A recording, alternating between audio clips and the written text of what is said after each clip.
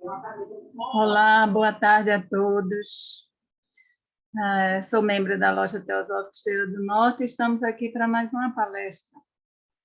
Então, antes de iniciar, vamos fazer uma curta harmonização para ficarmos mais atentos, né, ao conhecimento que vai ser passado. Para isso, eu peço que fechem os olhos, respirem profundamente, relaxe o corpo físico, acalme as emoções, aquiete a mente. E vamos pedir aos mestres de amor e sabedoria que nos acompanhem nesse curto momento. Que assim seja. Obrigada. Então, a ideia de hoje é trazer uma pequena parte do livro do Geoffrey Hodgson chamado A Vida de Cristo, do Nascimento à Ascensão. Esse é um livro que eu gosto demais, essa capa dele, e o Geoffrey Hodgson, além desse livro, tem mais de 40 livros publicados, mais de 200 artigos escritos. Ele foi um grande teósofo, ele era escritor também, conferencista, viajou o mundo, toda a Europa, nasceu na Inglaterra, né? Então ele viajou toda a Europa, América do Norte, ministrando palestras sobre teosofia. Mas ele tinha um dom, né? Que era o dom da clarividência. E essa clarividência se revelava assim, de maneira incrível, né? Inclusive, ele tinha contato com seres de outras dimensões, né? Angelicais. E um dos livros que ele escreveu é justamente esse, O Reino dos Deuses. Entre tantos e tantos outros, né? Como eu disse, foram mais de quase 50 livros que ele escreveu. Então, esse livro específico, né, A Vida de Cristo, ele traz uma abordagem esotérica sobre a vida de Jesus, esse grande personagem da nossa história, né? O livro em si, ele tem mais de 450 páginas. 450 páginas, possui 450 páginas. E cada palavra ali a gente não deve tratar como uma palavra usual. Quem estuda sobre esses assuntos esotéricos entende, né, do que eu estou falando. Às vezes a gente lê um livro e muitas coisas são colocadas ali para encher, ganhar espaço. Mas quando se trata de um livro desse cunho, como tem vários outros, né, de outros autores, por exemplo, como a Doutrina Secreta, a gente não deve desprezar o valor das palavras, por mais usual que ela possa parecer ser. Então, foi uma dificuldade eu fazer essa palestra, porque eu achava importante tudo que eu estava lendo eu achava importante, e como é que se vai, numa palestra de 45, 50 minutos no máximo, a gente trazer um conteúdo assim tão rico. Então, o que foi que eu fiz? Eu resolvi dividir em partes, ficar mais fácil para mim, e então distribuir esse conhecimento, esse assunto, né, que ele trata no livro, de uma maneira assim mais leve. O grande desafio foi eu fazer a síntese, né? Porque foram frases que eu escolhi de pura subjetividade, era aquilo assim que eu achava que seria mais importante. Pode ser que uma outra pessoa dando a mesma palestra sobre esse livro, ele venha trazer um outro enfoque, sem, é claro, que se perda validade nenhuma. Então, logo no início,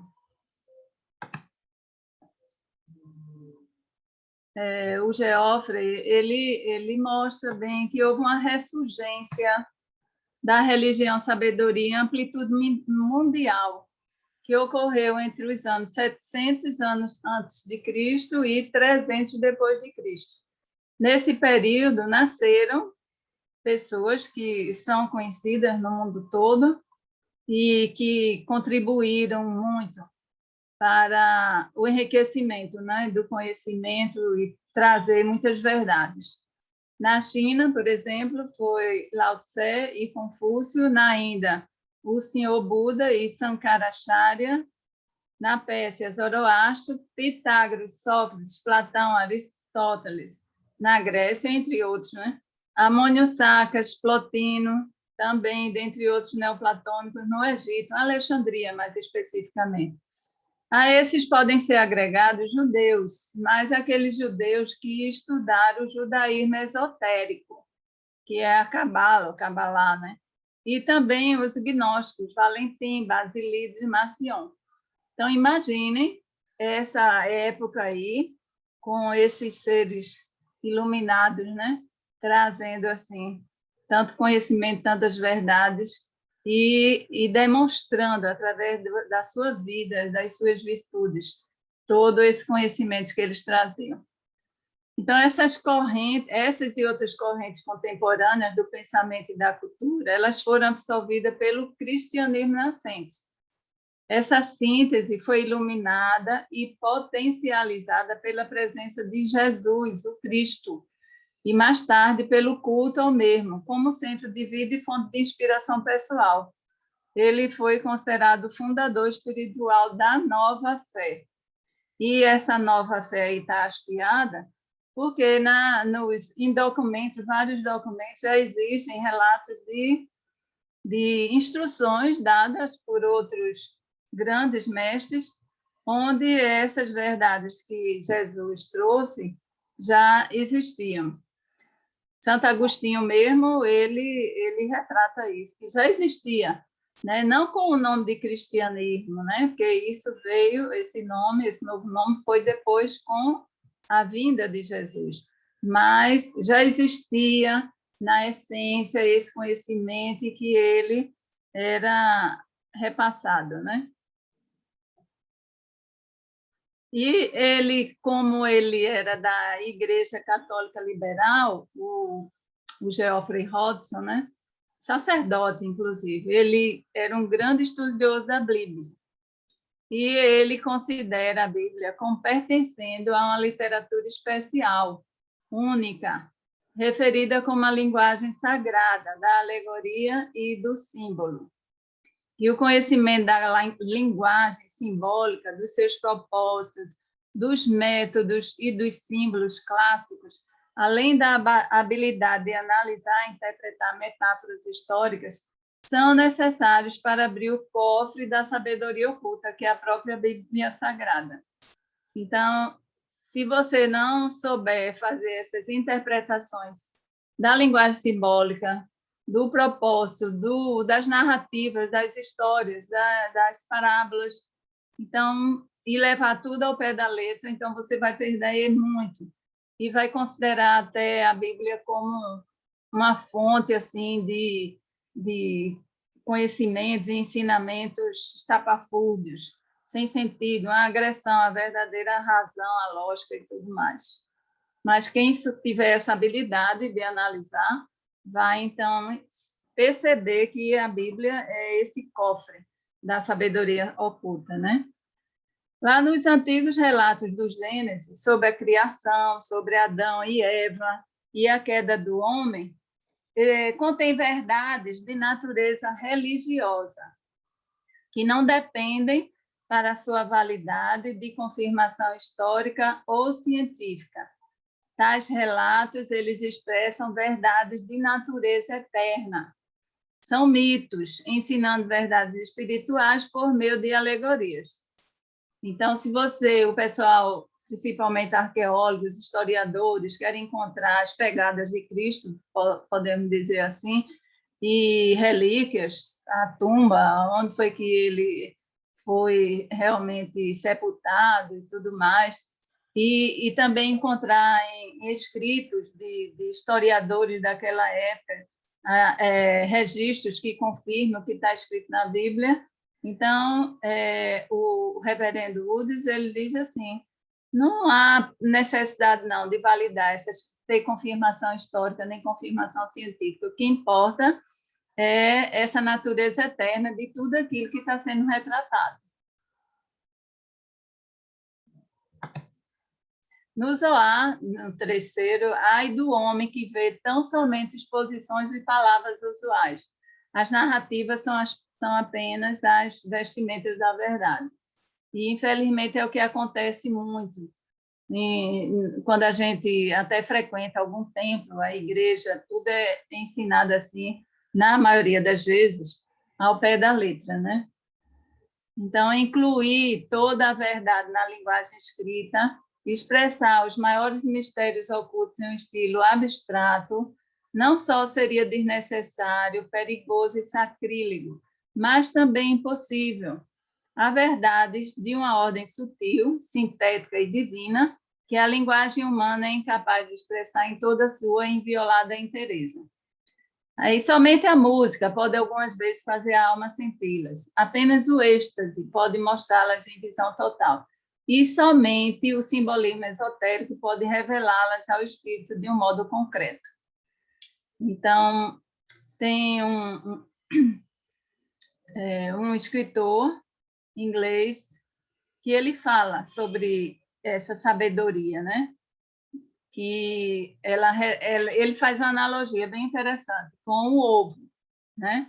Então, esse conhecimento esotérico que existe no mundo, que é propagado assim para todo mundo, para o povo, é como se fosse a casca do ovo, né?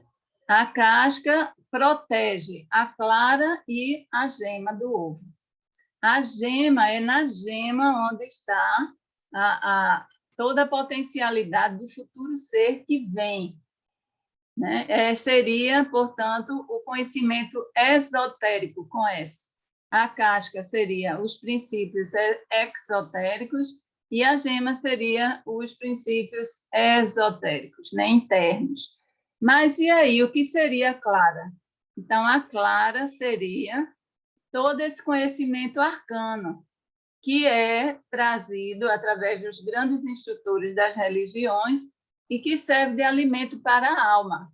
Né? Então, quando a alma se alimenta com esse conhecimento, né, é que tem de condições de crescer, se desenvolver, romper a casca e se elevar a outros ares. Então, é importante estudar, né? É importante pesquisar, é importante você verificar onde for possível, rastrear onde é que está a verdade. Né? Não importa a religião, não importa o lugar onde você nasça, nada disso é relevante. O que é importante é que a verdade prevaleça.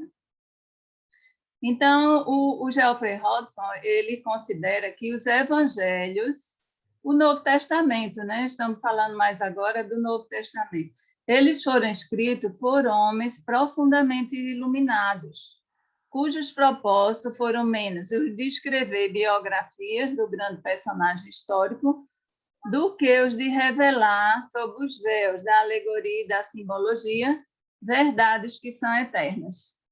Então, ele faz um destaque especial para o Evangelho de São João, né? Que ele diz que São João era um mestre gnóstico, né? E ele trouxe, através da alegoria e da simbologia, essas verdades que são eternas. E aqui, então, eu achei importante incluir isso aqui, porque trata da ascensão ao ser crístico, ou adeptado, como a teosofia ensina, né? Passa por grandes iniciações. Então, são várias iniciações, né? E isso aí eu posso depois trazer para vocês um aprofundamento maior. Mas, como a teosofia ensina e outras ordens, nós não somos apenas esse veículo, o corpo físico. Temos outros veículos de manifestação da consciência, E é um deles, né, além do quaternário da forma, que é o corpo físico, do pletério, o corpo astral, o corpo mental concreto. Então, na tríade superior, tem o mental, que a gente também chama de corpo causal, uma mente abstrata, e tem o corpo búdico, né, que é o veículo de Atman, que é a essência divina que existe em todo o cosmos. Então, esse ser crístico é ele que deve ser ativado, né, através das nossas vidas, das nossas experiências, dos nossos estudos. E ele diz assim: a religião diz respeito tão somente à descoberta de cada indivíduo do seu próprio ser divino, o Cristo dentro dele, o Logos da alma. Ou também, como está escrito, o Pai que está no céu. Embora Deus exista em uma escala cósmica, né, o ser que preside o nosso sistema é o Logos solar. Ele é um ser de inconcebível poder, sabedoria e glória. Ele é igualmente imanente e transcendente. Quer dizer, ele está aqui agora, nele vivemos, movemos e temos o nosso ser, e, ao mesmo tempo, ele é pura subjetividade, uma forma abstrata que não está nem nesse nosso mundo de manifestação apenas, ele transcende esse mundo. Então, existe, é como se assim a gente tivesse escalonando, né, o próprio ser absoluto, né? Então, teria o Deus, né, nessa escala cósmica, além de outros, né, que estão acima, mais ainda. Mas existiria esse ser em escala cósmica, referente à manifestação do nosso universo, mas tem também esse ser que a gente chama de Logos solar, que ele é responsável, né, pela evolução do nosso sistema. Então, ele é a expressão, aquilo que o Deus absoluto ele pensou, ele emanou, então ele trouxe a manifestação. Então, esse Logos ele se expressa como uma trindade, que é o primeiro aspecto da deidade, é o Pai criador e emanador do universo. Tem o segundo aspecto, que é o Filho, o doador da vida, ele mantém e sustém todos os seres. E o terceiro aspecto é o Espírito Santo, é o Verbo de Deus encarnado, que a gente vai ver um pouquinho. Então, cada homem, cada ser humano, em seu ser mais interno, é a mônada. E o que vem a ser a mônada? A mônada é o imortal germe, essa semente que é una e inseparável do logo solar.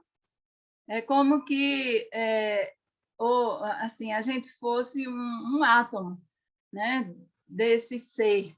Então, cada um tem dentro de si, esse aspecto desse ser trino e que é um ministro, vamos dizer assim, do Deus cósmico. Então, o imortal germe, ele é uno e inseparável do logo solar, o verdadeiro e mais alto Pai no céu, como está escrito lá em João. Então, cada ser humano pode e deverá realizar o ser crístico ou salvação, pelo poder exclusivo dos seus atributos divinos. Esses são herdados do habitante do recôndito, ou a mônada do homem, sempre existente no interior do logo solar. Assim, cada ser humano tem a sua mônada e, ao mesmo tempo, é a mesma, é a que vem, que é emanada do logo solar. Então, tudo o que a gente desenvolve em termos de poder criador, de doação de vida, geração de vida, de materialização das coisas, é tudo fruto desse poder que o Logos tem e que nós também conseguimos expressar. Então, a familiar história da vida de Jesus, Cristo, né, ela, portanto, ela pode ser considerada do ponto de vista histórico ou literal, como no sentido alegórico. Mas aí vem aqueles questionamentos, né? Desde a situação em que, lá no nascimento de Jesus, surge um anjo, né? E Maria concebe sem ter conhecido o homem, né? E, então, esses questionamentos todos, à luz do materialismo, são impraticáveis, né? Porque, para quem é materialista, não existe anjo, só existe aquilo que a gente vê, sente, toca, pesa, né? Mas, a nível de conhecimento simbólico e de conhecimento alegórico, e mais assim, de conhecimento divino, que a gente sabe que o universo é multidimensional e não existe o vazio, tudo está preenchido por vida e por seres. Então, essa questão aí é facilmente resolvida. Mas os evangelistas, eles habilmente esconderam e revelaram debaixo do véu da alegoria e do simbolismo o mistério da divina encarnação ou natividade, né, no universo e as fases subsequentes da evolução, pois o conhecimento direto ou tradição de mistério não é sempre discernível prontamente. Então, a maravilhosa história ela não foi planejada para ser interpretada simplesmente como a rememoração de eventos exteriores.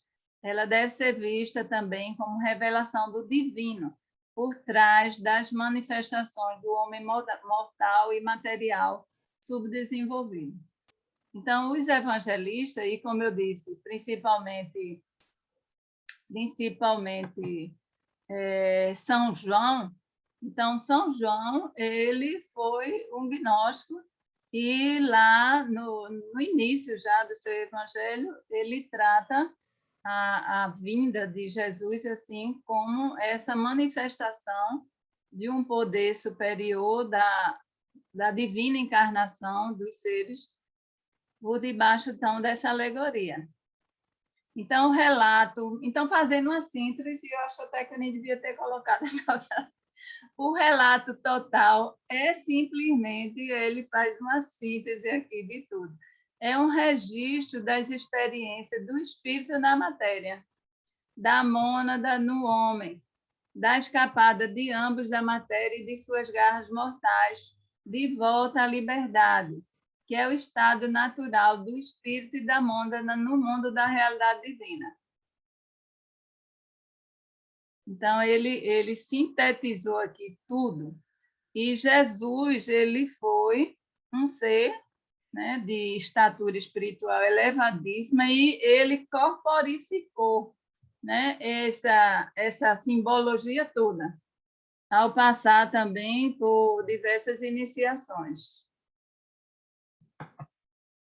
Então, os eventos históricos eles foram ordenados e usados.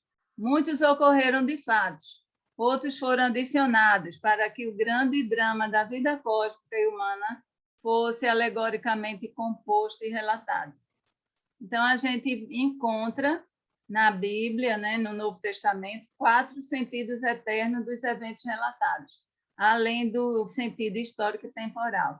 E ele fala assim, 4 sentidos, mas na realidade são 7, que 3 chaves ainda irão surgir para facilitar o entendimento. Então, a primeira chave, ele fala que esses eventos que a gente lê, que são externos, né? Eles também ocorrem interiormente. São experiências subjetivas do homem como indivíduo, experiências do homem como nação ou como raça. Então, a gente acionar, dar um giro aí na chave quando a gente estiver lendo o Novo Testamento ou mesmo qualquer outra passagem da Bíblia, mesmo do Antigo Testamento, né, que a gente, então, vai conseguir entender que esses eventos que ocorrem, não apenas com esses personagens que existiram nas histórias narradas, são experiências nossas também que acontecem com cada um de nós. A segunda chave é que cada pessoa que figura nas histórias representa uma condição da consciência e uma qualidade do caráter. Então, todos os atores são personificações de aspectos da natureza humana. Não pense que aquelas pessoas que são nomeadas, muitas nomeadas, né, são simplesmente condições assim usuais. Não, são condições da mente, da consciência e as qualidades do caráter. Não são colocados à toa, não. A terceira chave é que cada história é considerada como uma descrição gráfica da experiência da alma humana ao passar pelas várias fases da sua jornada evolutiva para a Terra prometida ou consciência cósmica, que é onde há a condição de vivermos de maneira assim perfeita. E a quarta chave é que todos os objetos e certas palavras têm significado simbólico especial. Então, a linguagem sagrada dos iniciados das escolas de mistério é formada de hierogramas e símbolos mais do que de palavras somente. Então, quando a gente vê a história retratando Jesus ali ao lado de uma mulher que está no poço, né, buscando água. Então, aquela parábola que é dada, né, da água que sacia, né, plenamente, e que ela não iria precisar mais estar ali naquele poço, isso aí tem um significado simbólico bem profundo. Mas aqui, voltando a essa frase, que o relato total da história, né, como Jesus corporificou esse mito, né, mostra assim, é o registro das experiências do espírito na matéria. Então, nós, enquanto espíritos encarnados aqui na matéria, também estamos vivendo essa experiência, né, que a mônada que existe em nós também está tentando escapar das garras, né, mortais, voltar à liberdade, então, do mundo espiritual. Então, hoje, eu trouxe apenas mais 3 slides, porque eu vou tratar da anunciação, do nascimento e da chegada dos magos. Porque, como eu disse, é um assunto assim profundíssimo e eu fundi a cuca para selecionar umas passagens assim que realmente fosse uma síntese de todos esses momentos, né? Então, anunciação e concepção, à luz da teosofia, né? Então, cada um dos participantes desse momento aí, ele pode ser tomado como personificação de um dos 3 aspectos do eu divino em cada ser humano. Então, o Pai, o Filho e o Espírito Santo, né? Ou a trindade mística. Então, o poder gerador da vontade divina, ela é representada pelo arcanjo e pelas suas palavras. A capacidade de conceber e produzir é personificada pela Virgem Maria, né? O mare, o espaço, o mula prakriti, que é uniforme, que é indiferenciado, é virgem, portanto. E a sabedoria divina, que é representada pela criança, que, no caso, Jesus, né? Então, o anjo da Anunciação, ele personifica o habitante do recôndito, a mônada, ou o divino espírito essência no homem. Então, todos esses eventos externos, como está lá na primeira chave, são coisas que acontecem internamente. E essas palavras da Anunciação representam a manifestação da força de vontade positiva ou o poder frutificador, que é a palavra por cuja locação o aparente milagre é realizado, a Imaculada Conceição ou a Imaculada Concepção. Então, Maria, né, enquanto ser humano, mulher, o Geoffrey diz assim, será que aconteceu assim mesmo? Será que foi isso que aconteceu? É possível? É possível, milagres acontecem, é milagroso, seria algo milagroso, é possível de acontecer, sim. Tudo é possível, né?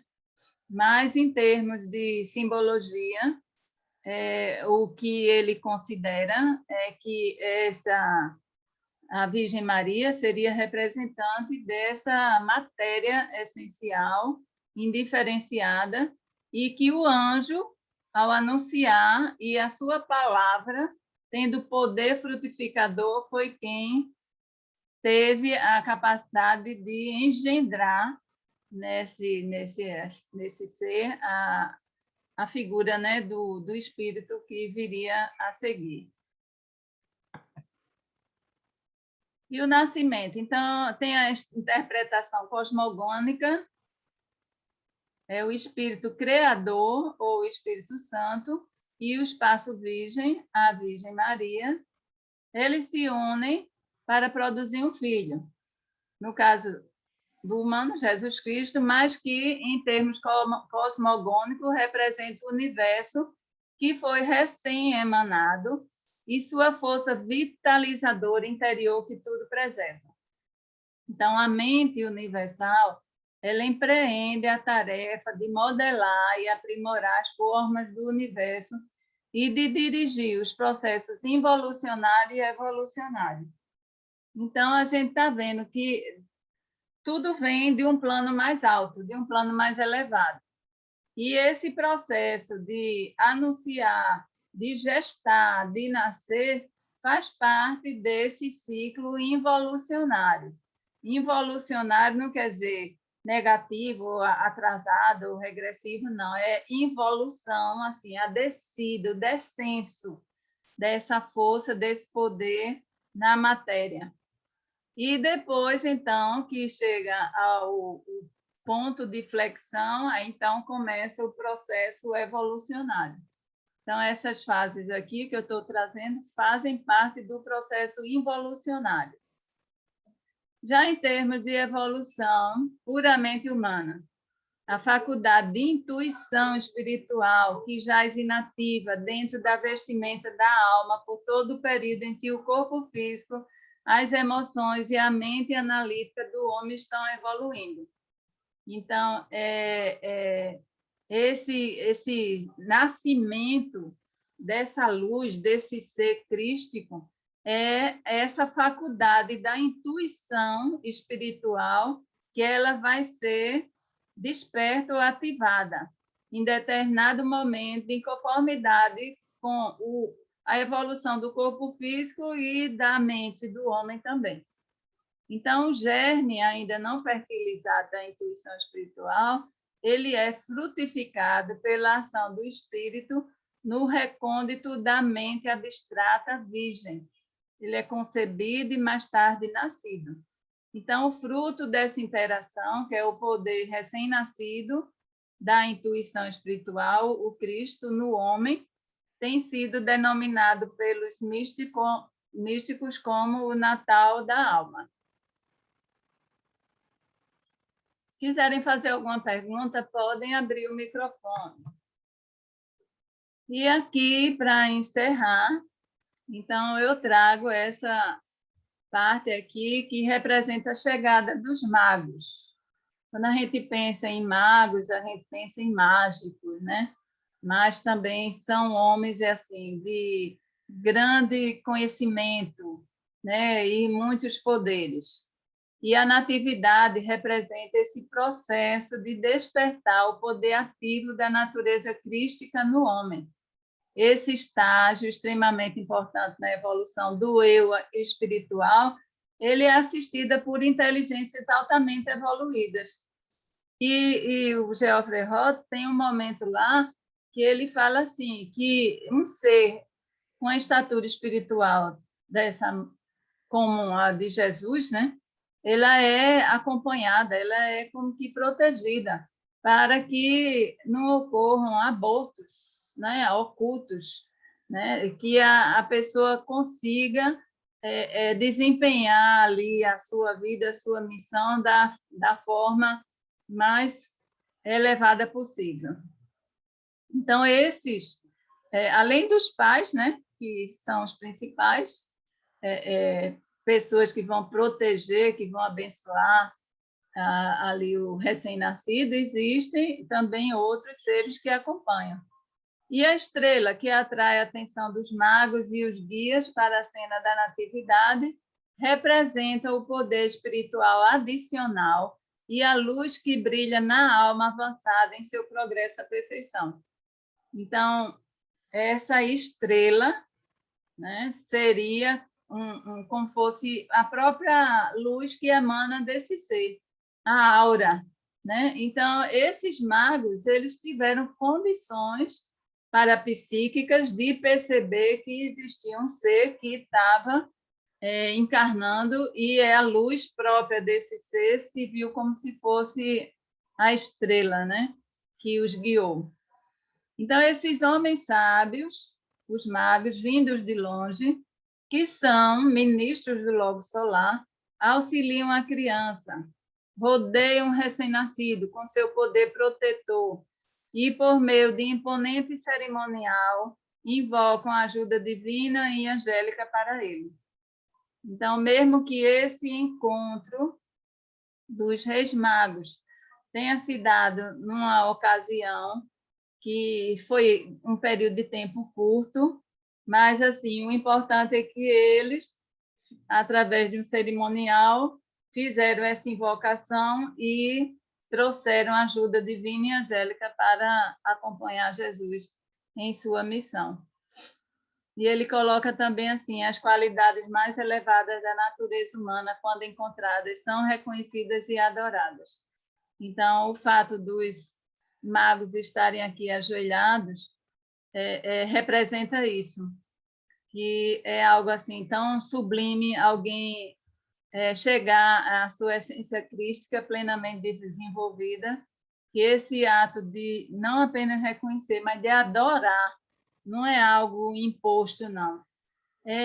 A coisa se dá naturalmente, é como se fosse até fisiológico, como às vezes eu disse. Bom, gente, então por hoje era isso. Na próxima semana, então, eu vou trazer as outras etapas da vida de Cristo. Tá bom? Obrigada a todos.